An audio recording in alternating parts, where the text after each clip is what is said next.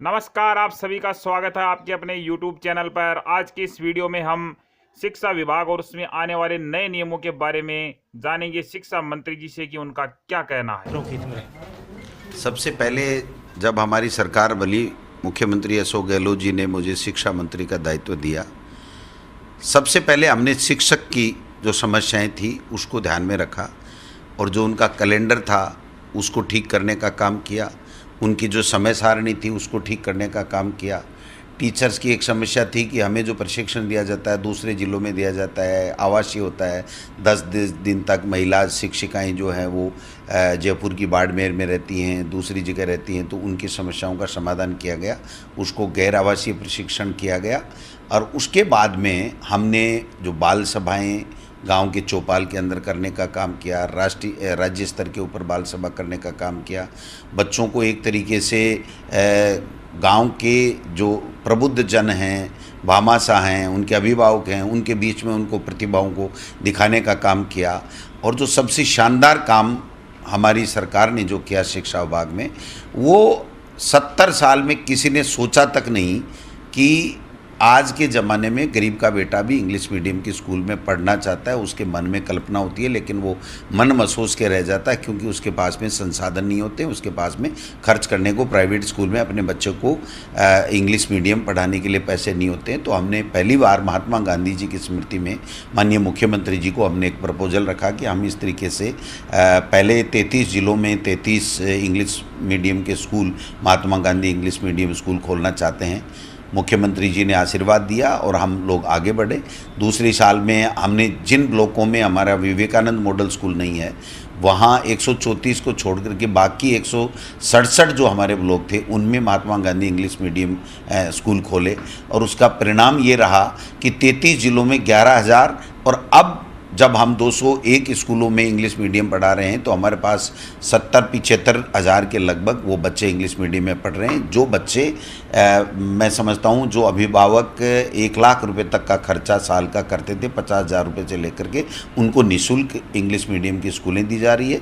उन स्कूलों का सुदृढ़ीकरण किया जा रहा है। वहाँ पर प्रिंसिपल जो है वो सिलेक्शन करके इंटरव्यू से लगाया गया, उनका इंग्लिश मीडियम का कैडर अलग बनाया गया, स्टाफ दुगुना दिया गया। इंग्लिश मीडियम जानने और बोलने वाले जो टीचर्स हैं, अच्छे टीचर्स हैं, उनको लगाया गया, उनको प्रशिक्षित किया गया। और आज स्थिति यह है कि जब मुख्यमंत्री जी ने अब की बार जब घोषणा की बजट में कि 5,000 से ऊपर की आबादी वाले तमाम जो कस्बे हैं या जो रेवेन्यू विलेज हैं उनमें हम 2 साल में 1200 स्कूलें खोलेंगे। तो हमारे पास में आज भी 5,000 ऐसे अभिशंसाएँ आ चुकी हैं कि 5,000 स्कूल आप हमारी खोलिए। हर जनप्रतिनिधि की, हर प्रबुद्ध जन की एक डिमांड रहती है कि इंग्लिश मीडियम के स्कूल खोलिए जिससे हम भी हमारे बेटे को जो है वो पढ़ा सकें। राजनीति में एक जुमला होता है कि साहब कोई नेता कौन सा किसी के घर अनाज की बोरी थोड़ी डाल के जाता है। पहली बार मुख्यमंत्री अशोक गहलोत जी ने वो बोरी तो डालने का काम किया कि जिस गरीब का 1 लाख रुपया 50,000 रुपये से लेके 1 लाख रुपए तक जो प्राइवेट स्कूलों को देना पड़ता था वो शिक्षा जो मिलती थी उससे 21 शिक्षा फ्री के अंदर हमारी महात्मा गांधी इंग्लिश मीडियम स्कूलों में हमने देने का काम किया है। तो मैं समझता हूँ वो बोरी डालने से भी बढ़ करके आगे काम किया है कि उस बच्चे का भविष्य भी संवारने का काम कर रहे हैं और फ्री में हम एजुकेशन दे रहे हैं। स्मार्ट क्लासेज हम वहाँ लगा रहे हैं, पूरे तरीके से ध्यान में रखते हुए हम लोग ये कर रहे हैं। तो एक बहुत बड़ा अचीवमेंट हमारी सरकार का है और इसका परिणाम ये है कि आप देखिए आज जिला कलेक्टर हों, IAS, RS, doctor, engineer, CA, इनके बच्चे भी हमारे महात्मा गांधी के लिए जो है वो एडमिशन ले रहे हैं और लॉटरी से हमें admission Mahatma Gandhi English medium स्कूलों में देना पड़ रहा है। ये कहा जाता रहा है आमतौर पर कि गुणवत्ता के नज़रिए से राजस्थान शिक्षा के क्षेत्र में फिसड्डी रहता है, इस तरह के आरोप लगते रहते हैं। उस दिशा में उस दाग को धोने के लिए क्या प्रमुख प्रयास आपकी तरफ से हुए? देखिए, हमारी सरकार बनने के बाद में जो सबसे पहला बजट था उसमें मुख्यमंत्री जी ने 1580 करोड़ रुपए का इंफ्रास्ट्रक्चर दिया। उसी के अंदर 1260 स्कूलें क्रमोन्नत करने की बजट घोषणा की गई पहले बजट में और हमारे टीचर्स ने उनको खुश करके हमने अच्छे तरीके से लोगों में पढ़ाने का काम किया, जिससे जो क्वालिटी एजुकेशन में हमारा स्टेट पहले भाजपा के राज में 13वें नंबर पे था, हम हिंदुस्तान में क्वालिटी एजुकेशन में दूसरे में आए। और अब की बार जो परफॉर्मिंग जो PGI इंडेक्स है उसके अंदर हमारा 20 अंक उछाल के और हम +1 ग्रेडिंग में आ गए। पहली बार हम उन 5 स्टेट में हो गए हिंदुस्तान में जिनमें सबसे बढ़िया नवाचार हुए हैं। और उसमें भी जो टीचर्स में हमने जो प्रशिक्षित उनको किया, इंफ्रास्ट्रक्चर में जो हमने किया और जो क्वालिटी की एजुकेशन बच्चों को दी गई, उससे जो पैमाना है उसमें हमारा ग्रेडिंग पहला कांग्रेस शासित राज्य है। पहला कांग्रेस शासित राज्य है जिसमें इतने बड़े पैमाने के ऊपर, चाहे वो क्वालिटी एजुकेशन की बात हो, चाहे परफॉर्मिंग ग्रेडिंग इंडेक्स के अंदर की बात हो, पहली बार इतना शानदार तरीके से हमारे उछाल आकर के हमने +1 जो ग्रेडिंग लिए। आज दिल्ली भी +1 में है। दिल्ली वाले कहते हैं हमने ये कर दिया, ये कर दिया। मेट्रोपॉलिटन सिटी है, 1700-1800 स्कूलें हैं। हमारे तो जयपुर ज़िले अकेले में भी है। और उसके बावजूद कहाँ बाड़मेर, जैसलमेर, कहाँ बांसवाड़ा, कहाँ आदिवासी इलाका, इंफ्रास्ट्रक्चर में आज कोई कमी नहीं छोड़ रहे हैं। टीचर्सों की भर्ती में कोई कमी नहीं छोड़ रहे हैं। जो बीजेपी के समय में जो भर्तियां नहीं हो पाई थी वो हमने किया। आप आज HM को ले लीजिए, 2nd ग्रेड को ले लीजिए, व्याख्याता की भर्ती को ले लीजिए, 3rd ग्रेड की भर्ती भी वो कोर्ट में अटका के चले थे। आज 31,000 की फर्म भर्ती निकाल रहे हैं। वेटिंग लिस्ट का जो मामला था उसको भी कर रहे हैं। कंप्यूटर का इन्होंने कैडर नहीं बनाया था, अनुदेशकों का कंप्यूटर ICT लैब्स थी, लेकिन उसको कौन संभाले कौन करे, तो उसके लिए भी हमने कैडर बनाने का काम किया। तो कुल मिलाकर के सभी स्कूलों में इंफ्रास्ट्रक्चर हो, क्वालिटी की एजुकेशन हो, चाहे समय पे स्कूल खोलने की बात हो, तमाम काम किए। और कोरोना काल में जब कोरोना आ गया तो उसके बाद में हमने हवा महल, स्माइल प्रोजेक्ट, ई-कक्षा, आओ घर से सीखें, साला दर्पण, मतलब सारों को ऐसे करके किया कि रेडियो, टेलीविज़न सबके माध्यम से बच्चों को पढ़ाया। और वर्कबुक दी हमने बच्चों को, और घर घर जाके हमारे टीचर्स ने पढ़ाया। और आपने देखा होगा कल परसों कवरेज भी आया था कि ऊंट पे जाकर के रेगिस्तान में हमारे टीचर घर घर जाकर के बच्चों को पढ़ा रहे हैं। और उसी का परिणाम है कि आज राजस्थान देश के उन टॉप राज्यों के 1, 2, 3 राज्यों में शुमार है जहाँ पर कोरोना काल में सबसे बेहतर मैनेजमेंट के साथ साथ में एजुकेशन में भी बहुत अच्छी पढ़ाई हुई। और एक भी बच्चे का साल बर्बाद हमने नहीं होने दिया इन 2 साल में कोरोना होने के बावजूद। और उनके स्टैंडर्ड में भी कोई कमी नहीं आने दी। 80 लाख विद्यार्थी लगभग हैं जो कोरोना काल में प्रभावित हुए राजस्थान के। किस तरह से, क्योंकि नेटवर्क प्रॉब्लम रहती है गाँवों में, ढाणियों में, किस तरह का रोड मैप आपने बनाया जिससे उनकी शिक्षा सुचारू चले? देखिए, Doordarshan, radio, smile, Android phone, ये सब हमने काम में लिया। इसके अलावा वो जिनके पास में इस तरह का कोई संसाधन नहीं था, उनको भी हमने आओ घर से सीखे, बैक टू होम कार्यक्रम चलाया। और हमने वर्क बुक दे करके घर घर जा करके उनको वर्क बुक दी गई, उनसे काम करवाया गया। फिर वहाँ पे टीचर उनके घर जा करके कलेक्ट करके उसकी कॉपी जांच रहा है, उसकी वर्क बुक जांच रहा है और उसको फिर दूसरे में आगे गाइड कर रहा है, दूसरा बता रहा है। हर क्लास टीचर 10 बच्चों से अनिवार्य रूप से वो रोज़ाना बात कर रहा है। और कभी 10 दूसरे बच्चे होंगे, फिर नेक्स्ट डे दूसरे बच्चे होंगे। पूरी तरीके से कांटेक्ट बना करके अभिभावकों के साथ, टीचर्स के साथ, वर्क बुक के साथ, हमारी जो पाठ्य पुस्तकें हैं उसको दी हमने, ऑनलाइन भी किया और उनको घर घर भी पहुंचाने का काम किया। तो कुल मिला के इस तरीके का वातावरण कि हमारे बच्चे को हमने हर तरीके से टच किया। और इसी का परिणाम है, आप देखिए कि अब की बार 4.5 लाख जो है बच्चे, वो जो ड्रॉप आउट बच्चे रहते थे वो नहीं रहे। और 4.5 लाख का आंकड़ा हमने जो पिछले साल का हमारा पिछली बार का जो सरकारी स्कूलों में एडमिशन का, उससे बढ़ोतरी पहली बार हुई है। तो आप समझ सकते हो कि कितना शानदार तरीके से, चाहे वो हिंदी मीडियम हो चाहे इंग्लिश मीडियम हो, उसके प्रति, हमारी सरकारी स्कूलों के प्रति अभिभावकों का और बच्चों का रुझान बढ़ा है।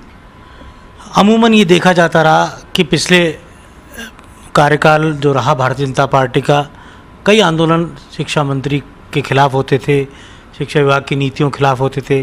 कई बार हमने आंदोलनों को कवर भी किया। बीते 2.5 साल में ऐसा कोई बड़ा आंदोलन आपके इस कार्यकाल में नज़र नहीं आया, क्या कारण रहे? देखने, हमने सबसे पहले तो गुरु का सम्मान किया कि जो शिक्षक है वो माँ बाप नहीं, लेकिन माँ बाप से कम भी नहीं बच्चे के लिए, उसकी समस्याओं का समाधान किया।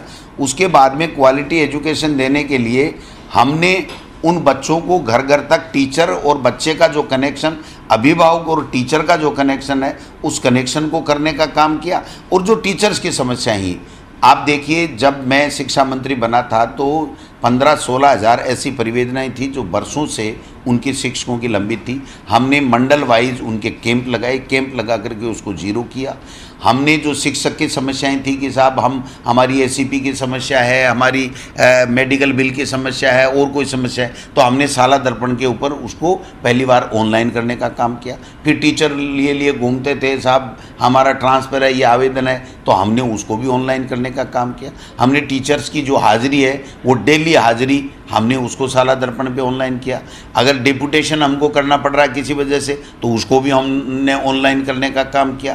पूरे तरीके से टीचर्स की जो समस्याएं थी उसको हमने ठीक करने का काम किया। और टीचर इस बात को लेकर के हमेशा परेशान रहता था, उसको मिड डे मील का खाना बनाना पड़ता, ये बनाना पड़ता। उसके लिए भी जब केंद्र सरकार ने हमें नियमों में ढील दी तो हमने उसको लेकर के भी कम्बो पैक का वितरण करके उसके घर घर पहुंचाने का काम किया।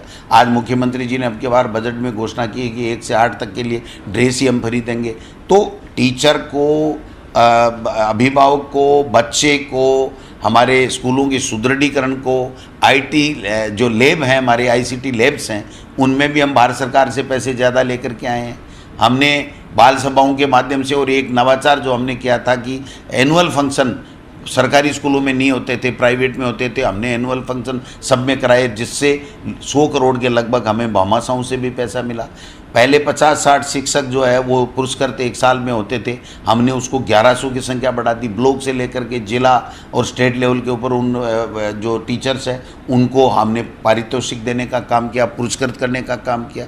पुरस्कृत जो टीचर्स हैं उनके लिए भी चाहे प्लाट की फ्लैट की बात हो, चाहे उनको निःशुल्क बस के अंदर यात्रा करने की बात हो, उसके लिए भी हमने किया। और अभी रूल्स में 70 और 73 से लेकर के जो रूल्स थे वो इस तरीके के बने हुए थे कि आप देखिए, शारीरिक शिक्षक व्याख्याता की पदोन्नति 2nd ग्रेड से नहीं हो रही थी। जो डीओ थे हमारे 350-400 के लगभग पद खाली थे, उनकी नहीं हो रही थी। डीओ से ऊपर के जो पद थे उनके लिए हमारे पास विभाग के पास में ऐसी शर्तें लगाई हुई थी कि उसके हमें जो अधिकारी मिल ही नहीं रहे थे। तो उन सबको हमने ठीक करने का काम किया। और जो व्याख्याता और प्रधानाध्यापक का जो आपस का ग्रेड का विवाद रहता था उसको भी समाप्त किया। और माननीय मुख्यमंत्री जी ने पहली बार 12,500 के लगभग नए वाइस प्रिंसिपल के पद स्वीकृत किए। 10वीं की स्कूल में भी प्राचार्य को किया। व्याख्याता अगर कोई बन रहा है तो उसकी जो ग्रेजुएशन और पोस्ट ग्रेजुएशन उसको एक किया। एक करने के कारण से जो है हमारी क्वालिटी एजुकेशन में सुधार आएगा, क्योंकि जो ग्रेजुएशन करेगा वो उसी विषय में पोस्ट ग्रेजुएशन करेगा, तो मैं समझता हूँ कि वो ज़्यादा बेहतर तरीके से उस विषय को बच्चों को पढ़ा पाएगा। तो जितने भी नियम थे उनको सबको हमने किया। और आपने देखा जो शिक्षक संगठन, चाहे कोई सा भी शिक्षक संगठन हो, तमाम, चाहे वो भारतीय जनता पार्टी से जो जुड़े हुए लोग हों, दूसरे हों, कोई भी हों, किसी भी विचारधारा के हों, वो सारे के सारे कह रहे हैं कि अशोक गहलोत की सरकार ने बहुत अच्छा काम किया कि हमारी बरसों से लंबित जो शिक्षकों की समस्याएं थी उनका समाधान किया, रूल्स में भी संशोधन किया। जो शिक्षक संगठन है वो घूमते रहते थे, हमने उनको भी बैठा करके बात की है, शिक्षा संकुल में बात किया। अब भी हम शिक्षक संगठनों की गिरदावरी करने की भी बात कर रहे हैं कि भाई ठीक है, आइए, जो लोग जुड़े हुए हैं, अच्छे संगठन काम कर रहे हैं, वो उनको हम मान्यता दें, जिससे उनकी जो समस्याएं हैं उनके द्वारा हमारे पास आएंगे तो हम उनकी समस्याओं का समाधान करेंगे। 31,000 टीचर की हम लोग भर्ती कर रहे हैं, 19,000 टीचर की हमने फिर भर्ती निकाल दी। उसकी भी हम जो वो कैटेगरी जो है तय कर रहे हैं कि कौन कौन से होंगे। कंप्यूटर टीचर वाला भी जो है हमने ग्रेड भी बना दिया और भर्ती जल्दी निकालेंगे।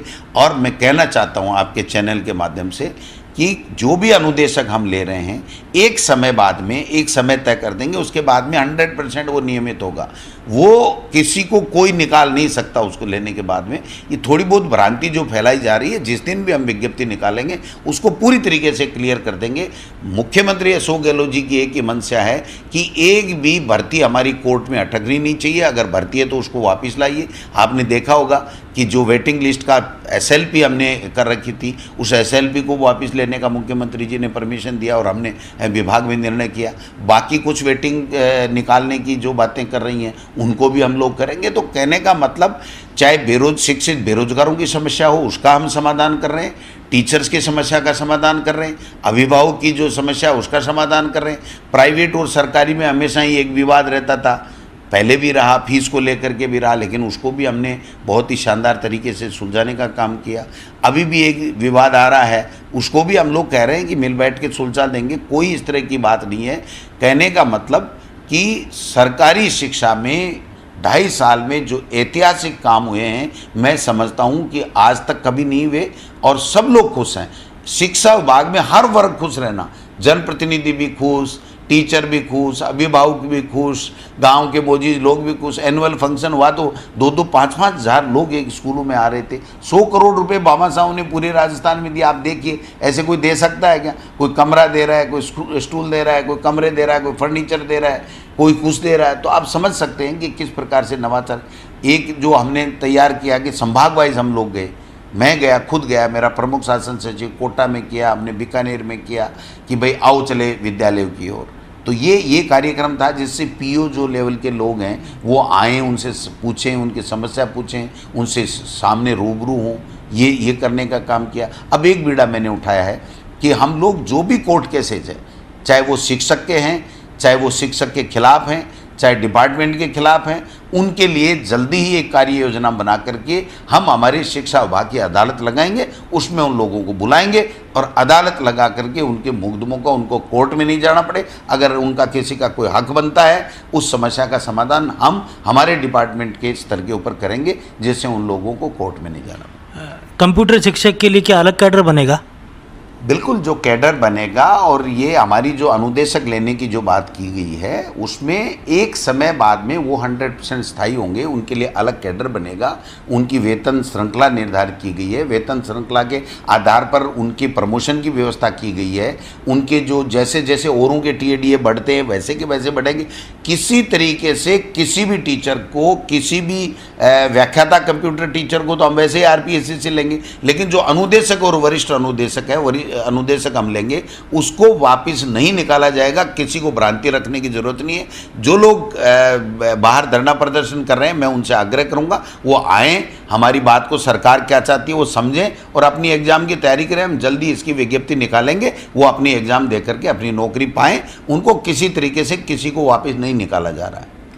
टीसी को लेकर बहुत हल्ला हो रहा है, निजी संचालक अपनी मांग उठा रहे हैं, तो क्या ये निजी संचालकों की पीड़ा सही है कि क्या इसको तूल दिया जा रहा बेवजह? जो कोरोना काल था उसमें कई तरह की दिक्कतें आई हैं। अभिभावकों के लिए भी फीस चुकाने में भी प्रॉब्लम आई, प्राइवेट स्कूलों वालों के भी अपने टीचर्स की तनख्वाह चुकाने की भी प्रॉब्लम आई।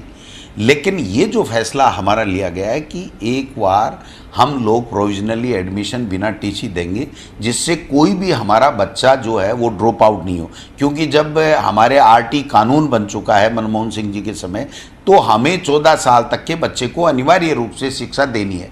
जब अनिवार्य रूप से देनी है तो टीसी के अभाव में वो कहीं ड्रॉप आउट होकर के अपने घर नहीं बैठ जाए। इसलिए हमारे विभाग ने ये कहा है कि प्रोविजनल हम एडमिशन देंगे, बाकायदा उसका इंदराज होगा प्रोविजनल के आधार पे, और उसको कहा जाएगा कि वो 2 महीने 3 महीने में एक समय अवधि दी जाएगी, उसके अंदर अपनी जहाँ पहले की स्कूल थी उससे वो सेटल करके और वो टीसी लाए और वो टीसी जमा करा दे। लेकिन प्राइवेट स्कूल वालों से भी मैं आग्रह करना चाहूँगा कि जो सेशन उसने लास्ट में पढ़ा है उसके अलावा अगर आप लोग ये कहते हैं कि हमारा 2 साल का बकाया, 4 साल का बकाया, तो ये गलत है। एक क्लास में अगर तुम्हारे पास बच्चा था और दूसरी क्लास में आ रहा है तो आपको उसका हिसाब पहले करना चाहिए था, एडमिशन लेने से पहले। जब आप तो ये कह रहे हो कि कोई बिना टीसी एडमिशन ही ले ले और आप 5 साल के पैसे कैसे मांग सकते हो, तो कुछ उनको समझना पड़ेगा।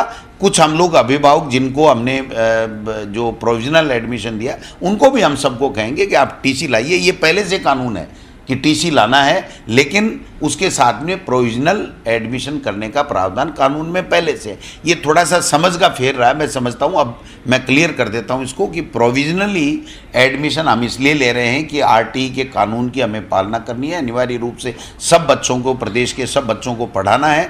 किसी भी तरीके से एक भी बच्चा वहाँ पर ड्रॉप आउट नहीं रहे, ये हमारा उद्देश्य है। लेकिन उसके साथ साथ हम लोग एक समय बाद में उनसे टीसी भी कहेंगे। सीबीईओ, डीईओ, जेडीए स्तर के जो अधिकारी हैं, शिक्षा विभाग के अधिकारी होते हैं, इसके बावजूद क्या ये माना जाए कि जो डेपुटेशन का काम है उसको लेकर केंद्रीय जो व्यवस्था है वो कहीं पावरलेस होती है? ये देखिए, अब जनप्रतिनिधियों की भी डिमांड रहती है, टीचर्स की भी डिमांड रहती है। डेपुटेशन एक तरीके से तो डेपुटेशन सही मायने में दूसरे विभाग में जाने वाला ही डेपुटेशन होता है। शिक्षण व्यवस्था की व्यवस्था है कि कहीं टीचर कम हैं तो फिर हम ज़्यादा हैं वहाँ से उठा करके उसकी कम जहाँ टीचर है उस स्कूल की शिक्षण व्यवस्था करें। लेकिन फिर भी ये चलता रहा है, तो हमने पहली बार ये किया है कि कोई भी अगर शिक्षण व्यवस्था उसको डेपुटेशन चाहिए तो वो डायरेक्टर को प्रपोजल डीओ के माध्यम से भेज दे और वो वहाँ पर एक साला दर्पण में इंदराज करके उनको परमिशन देते थे, जिससे हमारे पास रिकॉर्ड रहे। हमारे पास जब मैं आया तब 55,000 टीचर का कोई रिकॉर्ड ही नहीं था कि वो 10 साल से 15 साल से 20 साल से कौन से डिपार्टमेंट में काम कर रहे हैं, उनकी तनख्वाह कहाँ से उठ रही है, वो क्या कर रहे हैं। तो उस व्यवस्था को हमने सुधारने के लिए ये एक व्यवस्था की है कि हम केंद्रीकृत व्यवस्था करेंगे, जिससे हमारे पास में ध्यान में रहे कि हमारे इतने टीचर हैं, इतने कार्मिक हैं, इतने डेपुटेशन पे हैं, इतने हमारे पास में आज विद्यालय में। अब आज एक क्लिक के माध्यम से मेरा विभाग ये बता सकता है कि आज हमारे पास में इतने टीचर हैं, जिसमें से इतने टीचर पदस्थापित हैं और इतने टीचर आज स्कूल में आए हैं, इतने टीचर छुट्टी में हैं, इतने टीचर डेपुटेशन पे हैं। स्टाफिंग पैटर्न के आधार पर क्या पदों की गणना का विचार सरकार रखती है? निश्चित रूप से देखिए, एलिमेंट्री स्टाफिंग पैटर्न तो हमने कर दिया और उसमें माननीय मुख्यमंत्री जी ने जो उर्दू विषय के लिए कहा है वो हम लोग प्रोसेस कर रहे हैं और जल्दी उसका फैसला हम लोग कर देंगे। लेकिन जो माध्यमिक शिक्षा है उसका स्टाफिंग पैटर्न न बीजेपी कर पाई थी, न अभी तक हम कर पाए थे। लेकिन अब जो ये नियमों में संशोधन हो गया है, अब उसके बाद में हम लोग स्टाफिंग पैटर्न माध्यमिक का भी हम लोग कर देंगे। स्थानांतरण से पहले क्या आवश्यकता शिक्षकों को राहत मिलेगी इस पैटर्न जी? स्टाफिंग पैटर्न बिल्कुल बिल्कुल। देखिए, जहाँ बच्चे ज़्यादा हो गए वहाँ टीचर ज़्यादा चाहिए, तो माध्यमिक का अगर स्टाफिंग पैटर्न होगा तो हमें उससे फ़ायदा मिलेगा और हम जल्दी इसको स्टाफिंग पैटर्न कर देंगे, क्योंकि अब वाइस प्रिंसिपल भी हमने दे दिया है। जहाँ बच्चे ज़्यादा होंगे वहाँ और टीचर दे देंगे। उर्दू वाला भी 20 पे जो टीचर देने की बात की है, तो वो सारी चीज़ें हमारी हो जाएंगी। युवाओं का एक बड़ा वर्ग है जो पीजी और यूजी में एक ही विषय नहीं होने से बहुत परेशान है, आक्रोशित है। किस तरह से इनको आप राहत? नहीं, देखिए, क्वालिटी एजुकेशन तो चाहिए हमको। क्वालिटी एजुकेशन के साथ हमारी सरकार कोई समझौता नहीं करेगी। ये शिक्षा विभाग किसी को एडजस्टमेंट का विभाग नहीं है। यहाँ पर बच्चा हमारा केंद्र बिंदु है और बच्चे को अच्छी शिक्षा, क्वालिटी की शिक्षा देने के लिए हम टीचर की भर्ती करते हैं। इसलिए टीचर की भर्ती वही होनी चाहिए जो क्वालिटी एजुकेशन दे सके। इसलिए ये जो नियम किया गया बहुत सोच समझ के किया गया, इसमें किसी तरह का कोई समझौता नहीं किया जा सकता। और स्ट्रॉन्ग करने के लिए अब मंत्रालय आपके पास है, क्या कुछ आगे का रोड मैप आपके जहन में है? रोड मैप एक ही है कि ट्रांसफ़र पॉलिसी बननी चाहिए। हमने इसके लिए बहुत काफ़ी मेहनत की है और मेहनत करके हमने आगे माननीय मुख्यमंत्री जी को निवेदन किया है कि इसका एक प्रेजेंटेशन आप लें और कैबिनेट में इसको रख करके जो भी आप फैसला करें, तो ट्रांसफ़र पॉलिसी 100% होनी चाहिए। इस मत का मैं हूँ। तो मेरा अगला प्रयास यही रहेगा कि इन सब चीज़ों के साथ साथ हम ट्रांसफ़र पॉलिसी लेकर के इसको आगे बढ़ें।